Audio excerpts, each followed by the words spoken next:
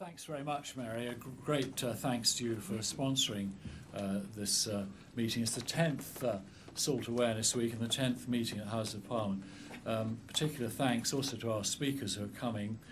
Dame Deirdre Hutton, who's chair of the Food Standards Agency. Unfortunately, Dawn Primrolo, Minister of Public Health, is unwell, and I'm very pleased to welcome Will Cavendish, from Director of Health and Wellbeing from the Department of Health, and then my great chef and friend Anton Edelman, who will be talking to you about how there's no need to have all this salt in the food we eat. Particular thanks also to the sponsors who contributed financially to make this event possible: British Heart Foundation, Food Standards Agency, ASDA, Autograph Food Service, Avian Cellular, Low Salt, Marks & Spencer, McCain, PepsiCo, Sainsbury's, Sodexo, the Co-op and Waitrose. I think there are 5 supermarkets there. You'll notice there are 2 major ones missing. And that's for very good reasons, that they haven't done nearly as well as the others. And if there are any representatives from those 2 supermarkets, you can work out which they are, please get them to do more and come up to speed with the other ones that have done so well. Why are we here?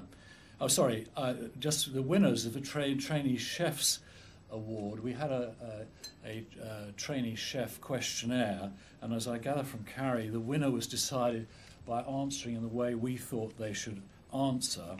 And we are very pleased that Bruce McFarlane, lecturer at Hastings College, and Sarah Everett, student at Weymouth College, are here as a reward for answering the questions in the right way. Very biased survey, I think. Why are we here? Well, salt is a major factor that puts our blood pressure, and blood pressure is the major cause of strokes, heart attacks, and heart failure, which remain the biggest cause of death and disability in the UK. Now, there are tremendous disadvantages in having salt. 80% of the salt we eat is already hidden in food. We have no say over it. So it's very difficult for individuals to reduce their salt intake.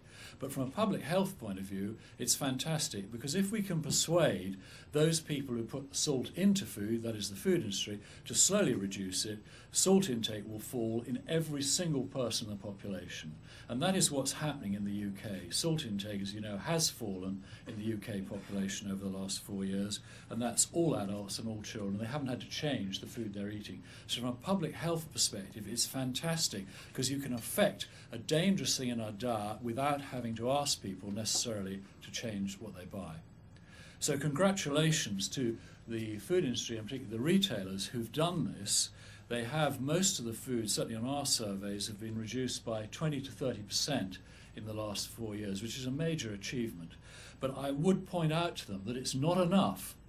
We're not going to hit the 6-gram target with those reductions, and it's vital that the Food Standards Agency resets those much more challenging targets, and I hope they really will. I'm waiting for the consultation period to come out, and the final targets for 2012 are going to be announced shortly, and that all those food companies and retailers really make every effort to get down to those targets by 2012, because we'll then achieve the 6 grams, which will be a major saving in strokes, heart attacks and heart failure, unnecessary deaths and suffering, and also setting an example to the rest of the world. Remember, we are leading the world in the salt reduction programme, and those companies that are involved should be very proud of that. For once, the UK is leading the world. Now, one area that's been missed out is food eaten outside the home, and that's partly because it's very diffuse nature, a very large number of people involved, difficulties of getting to it, but it's an area that I know the Food Standards Agency and ourselves are going to really focus on in the next 2 years.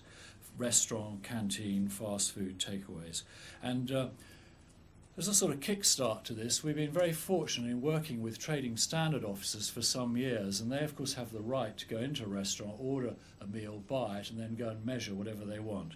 And working with David Pickering and Sue Harvey, who are both here, and their colleagues, they have measured the salt content of some popular chain restaurants, looking at the most popular meals that are chosen in those restaurants. And the full results of the survey are in your pack, but what they showed were perhaps not surprising but alarming. The worst example was a single meal that contained 8 grams of salt in a single course, main course, and a 3-course meal was 15 grams of salt was the maximum. And even the lowest ones were 3 grams, which is half the adult recommended intake, and far more than half for most children. So huge amounts of salt in food, and it would be very easy for these companies, as the supermarkets and the rest of the food industry have done, to make a 20% reduction tomorrow. No one would notice, you can't detect that, your salt taste receptors are not sensitive enough, there's no reason to have all this salt in, and then in a year's time or 2 years' time repeat it, we then have a 40% reduction.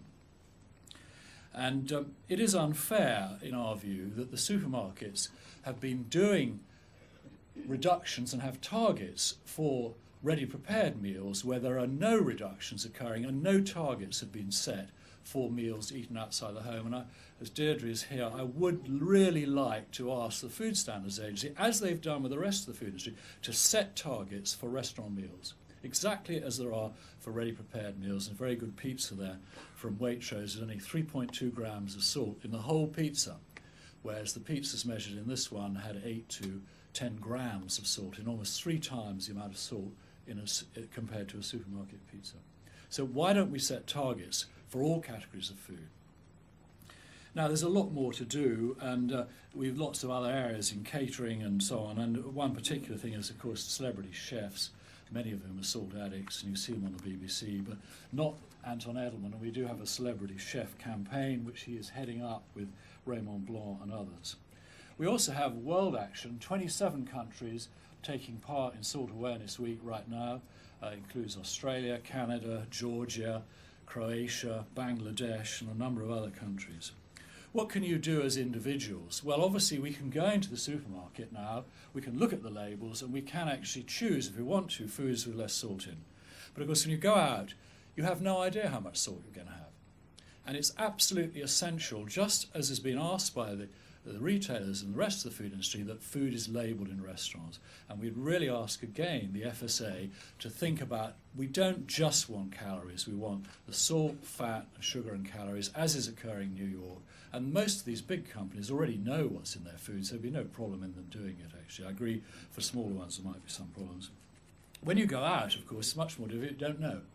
But you can at least ask for less salt, and as illustrated by our poster here, I think one of the things to say to the chef is, look, if I order a cup of tea or coffee, you might like having sugar in it, but you don't give me sugar in my tea or coffee, so why do you put all this salt in it? Why not let me choose how much salt I want, and I can then add salt if I want to, knowing the risks of chronic high salt consumption, but at least give me the choice. Thank you.